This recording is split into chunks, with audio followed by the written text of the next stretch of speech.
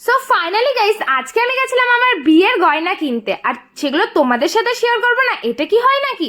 So hello guys, কেমন আছো তোমরা সবাই? আশা করি সবাই খুব ভালো আছো। আজকে আমি যাবো আমার বিয়ের গয়না কিনতে।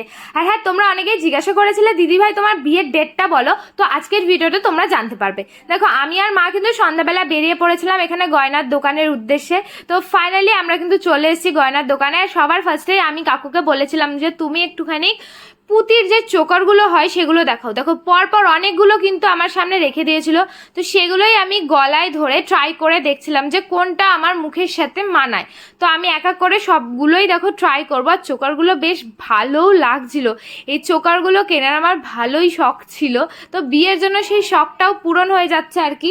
আর এই দেখো, আমি গলাটা এরকম করে রয়েছি কেন জানো? এর যে লম্বা যে মঙ্গলসূত্র টাইপের একটা হয়, তো সেটাও আমি একটা দেখছিলাম। দেখো, এই দুটো একসাথে নিলে কি দারুণ লাগছে না? তো আমাকে ওই কাকুটা একটু ফটো তুলে দেখছিল যে কেমন লাগছে আমাকে দেখানোর জন্য। আমি একটু আয়নাতেও দেখে নিলাম, বেশ ভালোই লাগছিল। তারপরে আমি এই চোকারটা একটু দেখছিলাম, এটা একটু প্রজাপতি টাইপের ছিল, যেটা আমার খুব পছন্দ হয়েছে। তোমরা একটুখানি কমেন্ট করে জানো যে কোনটা আমার গলায় বেশি ভালো লাগছিল। তারপরে এখানে আমি আর মা দাঁড়িয়েছিলাম, তো যেটা পছন্দ হলো সেটা নিলাম। নেওয়ার পরে আমি দেখছিলাম আমার পলা, যে কি পলা নেওয়া যায়। দেখো, এক বাক্স পলা আমার সামনে রেখে দিয়েছে। এর মধ্যে বহুত ধরনের পলা ছিল, বাট আমার তো চয়েস একটু অন্যরকম, কারণ আমি পলা সবসময় পরে থাকবো, তাই আমি একটু সিম্পলের মধ্যেই চাইছিলাম। দেখো, এই পলাটা যখন হাতে দিলাম, এটা আমার হাতের থেকে একটা সাইজ বড় ছিল। তো আমি দেখছিলাম, কারণ এত সামনে চলে আসছিল না, তো আমার সাইজের কোনো পলাই ছিল না, হয় আমার থেকে ছোট ছিল নয় বড় ছিল। তো এটা বেশ ভালো লেগেছিল, কিন্তু এটা যেহেতু আমার সাইজে ছিল না, তাই আমি অন্য একটা পলা দেখছিলাম। দেখো, এটা তোমাদের কাছ থেকে দেখাচ্ছি। এরকম সেম পলা আমার মায়ের একটা ছিল। এগুলোর না এই ছোট ছোট যে সোনাগুলো থাকে, এগুলো খুলে খুলে মাঝে মাঝে পড়ে যায়।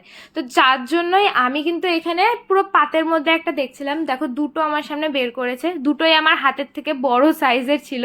তো আমি দুটোই ট্রাই করছিলাম, একটা একটু মোটা ছিল, একটা একটু সরু ছিল। আর আমার হাতে এই পলাগুলো পরে কেমন লাগছে অবশ্যই কিন্তু তোমরা কমেন্ট করে জানাবে। আমার নিজের হাতটা দেখে নিজেরই কেমন একটুখানি অন্যরকম লাগছিল। তোমাদের আমি কাছ থেকে দেখাচ্ছি এই পলার ডিজাইনটা। এই দেখো, আমার বেশ ভালোই লেগেছে। তোমাদের কোনটা ভালো লেগেছে অবশ্যই কমেন্ট করে জানাবে। তারপরে একটা মঙ্গলসূত্র নিয়েছিলাম, আর মঙ্গলসূত্রের ডিজাইনটা এইরকম তোমাদের দেখিয়ে দিলাম। তারপরেই হচ্ছে সব থেকে কষ্টজনক ব্যাপার, যেটা হচ্ছে বিলিং, মানে বিল দেওয়ার সময়। দেখো, আমার হাতেই টাকাগুলো মানে দোকানে যেতেই চাইছিল না, আমার এত কষ্ট ছিল। নেওয়ার সময় তো আমি নিয়ে নিয়েছি সব, কিন্তু টাকা দেওয়ার সময় আমার খুব কষ্ট ছিল যে এতগুলো টাকা একবারে বেরিয়ে যাচ্ছে। আর একেতে যা সোনার দাম, কি আর বলবো। আর হ্যাঁ, দেখো, আমি তোমাদের একটু কাছ থেকে দেখাচ্ছি কোন চোকারটা নিয়েছি। একটাই দেখালাম, হ্যাঁ। আর তোমরা অনেকে জিজ্ঞাসা করেছিলে যে আমার বিয়ে কবে। আমার বিয়ে হচ্ছে এই জুনের 19 তারিখে, আর হাতে গোনা মাত্র 3টে দিন বাকি, 3 দিন পরেই আমার বিয়ে। তো তোমরা জেনে নিলে বিয়ের ডেটটা। তোমরা অবশ্যই কমেন্ট করে জানিও যে আমার বিয়ের লুক দেখার জন্য তোমরা ওয়েট করে আছো নাকি। তো আমরা গয়না টয়না কিনে বাড়ি চলে এসেছিলাম। তারপরে কিন্তু আমি চলে গেছিলাম তোমাদের দাদা ভাইয়ের সাথে, মানে আমার হবু বরের সাথে, একটু মেলাতে ঘুরু ঘুরু করতে। দেখো, আমি ড্রেস চেঞ্জ করে নিয়েছি। তো মেলায় গিয়েই কিন্তু আমি সবার ফার্স্টে পাপড়ি চাট খেতে বসে পড়েছি, কারণ আমার পাপড়ি চাট এবার মেলাতে খাওয়া হয়নি। আমার খুব পাপড়ি চাট খেতে ইচ্ছা করছিল। আগের দিন বৃষ্টি হয়েছিল বলে আমি পাপড়ি চাট খেতে পারিনি। যাই হোক, আজকে আমি বসে বসে পাপড়ি চাট খাচ্ছিলাম। তারপরে সপ্তাহে খেতে পারবো না, ওকেও দিয়েছিলাম। তারপরে চলে এসেছিলাম একটা আইসক্রিমের দোকানে, যেখানে অরুণ আইসক্রিম পাওয়া যাচ্ছিলো। প্রথমবার আমি অরুণ আইসক্রিম খেতে চলেছি গাইস, কি আর বলবো। কিন্তু দামগুলো সমস্ত কিছু প্রাইস হাই হাই চাচ্ছিল। 10 টাকা করে সমস্ত আইসক্রিমে বেশি নিচ্ছিল, যেহেতু মেলাঘাট ছিল। তো ওখান থেকে কিন্তু আমি একটা এরকম আইসক্রিম নিয়ে নিয়েছি, আর অমিত আর একটা আইসক্রিম নিয়েছে, যেটার আমার টেস্ট করার খুব ইচ্ছা ছিল। দেখো, ওর কাছ থেকে আমি আমার আইসক্রিম খেতে খেতে কেড়ে কুড়ে নিয়ে নিয়েছিলাম যে ওরটাও টেস্ট করব। দেখেছো আমি কেমন করে ওর কাছ থেকে কেড়ে নিয়েছি। ওরটা রাউন্ডের মধ্যে ছিল, আর আমারটা ওরকম ডিজাইনের মধ্যে ছিল, কিন্তু দুটো একই ফ্লেভারের ছিল, জাস্ট কালারটা আলাদা। তারপরে চলে এসেছিলাম বাড়িতে। আর বাড়িতে এসে দেখো, মার একটা ঘট ভর্তি ছিল। সেই ঘরটাই আজকে ভরে গেছিল বলে মা বলল যে সামনে যেহেতু বিয়ে চলে, ঘরটা আমরা ভেঙে দেখি যে এর মধ্যে কত হবে।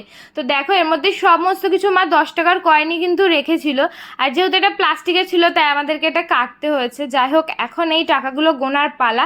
তো আমরা এক এক করে সবাই মিলে কিন্তু টাকাটা গোনা শুরু করেছি। আর দেখো, এর মধ্যে কতগুলো টাকা হতে পারে তোমরা গেস করো তো। 5-7-এর ওপরেই হবে। তো তোমাদের আজকের এই ভিডিওটা কেমন লাগলো অবশ্যই কমেন্ট করে জানিও। তোমরা জানতে চেয়েছিলে আমার বিয়ের ডেট কবে, সেটাও তোমাদের সাথে শেয়ার করলাম। আর কোন গয়নাটা ভালো লেগেছে সেটাও কমেন্টে জানিও। তো আমার পেজটা ফলো করো। আজকে